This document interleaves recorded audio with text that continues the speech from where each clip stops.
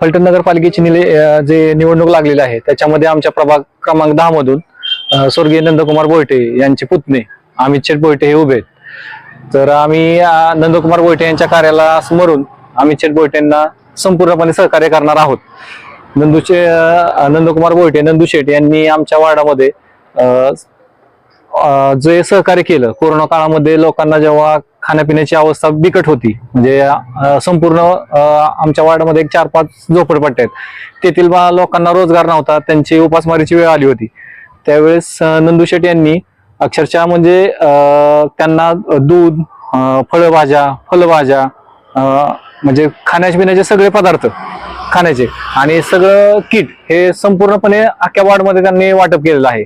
आणि त्यांनी जे कार्य केलं ना ते लोकांना ज्यावेळेस खाण्यापिण्याची अवस्था बिकट होती त्यावेळेस त्यांनी ते सगळं केलेलं आहे। तर त्यांच्या स्मृती ह्या लोकांच्या कायम लक्षात राहतील आणि त्यांना स्मरून लोक हे त्यांना कधीच विसरणार नाहीत।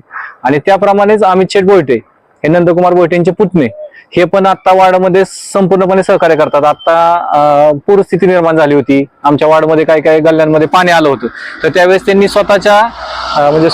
स्वतःच्या खर्चानी लोकांना जे जेवण पुरवलं, लोकांना राहण्याची व्यवस्था केली, तसेच थंडीमध्ये वगैरे ब्लँकेट वगैरे हे स्वखर्चातून ते सर्व कार्य करतात।